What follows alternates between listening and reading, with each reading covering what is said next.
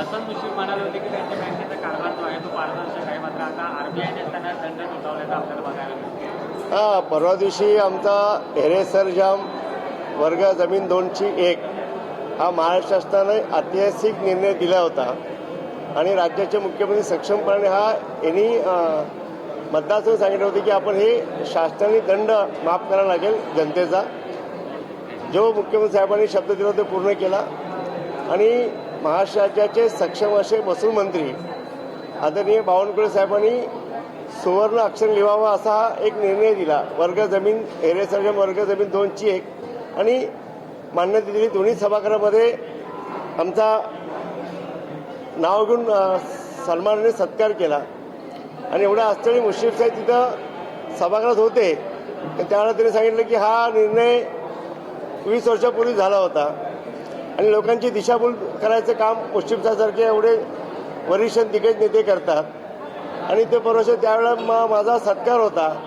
आणि त्यानंतर मुश्रीफ साहेबांनी प्रेसमध्ये सांगितलं की केडीसीच्या संदर्भात शिवाजीरावना काय कळते, आमचा केडीसीचा कारभार एकदम पारदर्शक आणि स्वच्छ आहे.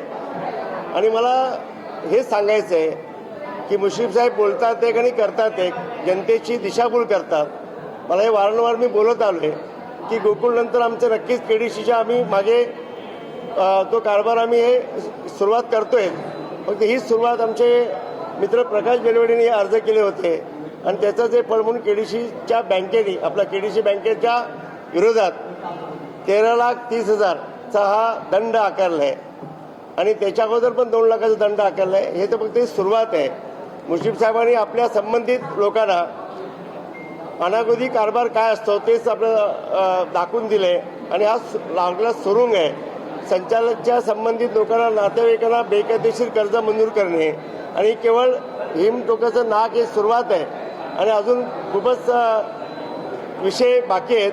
आणि मला वाटते दूध का दूध आणि पाणी का पाणी जसं गोकुळला झालं त्या हिशोबात केडीसीमध्ये आपण एकदम पद्धतशीरमध्ये अभ्यास करून आणि याचा आम्ही याच्या मागे लागलेलो आहे आणि तर नक्कीच गोकुळसारखं यश येईल हीच अपेक्षा व्यक्त आहे. त्यांच्या ऑडिटरने देखील ताशेरे ओढलेले आहेत काही गोष्टी त्यांनी देखील नाही, ऑडिटरना पण ताशेरे ओढले, त्यांच्या संचालक ताशेरे ओढले. त्याला कारण काय आहे? मुश्रीफ साहेब ज्यांच्या मनात येईल त्यांचे जे संचालक आहेत ते त्यांच्या संबंधित लोक आहेत त्यांना 600 करोड 200 करोड काय लोकांना असे अनागोदी कारभार करून फंड दिलेले आहेत आणि त्याच्यामुळे जिल्ह्याची बँक उद्या धोक्यात येऊ नये.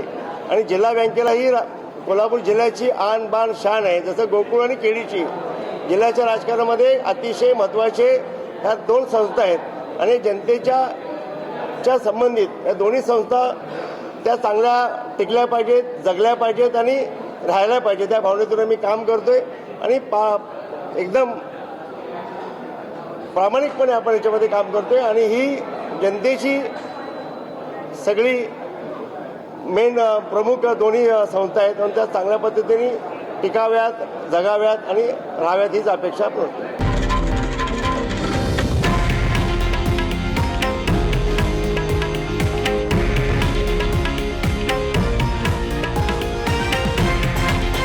हे आहे देशातील नंबर 1 न्यूज नेटवर्क आणि आपण पाहत आहात TV9 मराठी, एकमेव.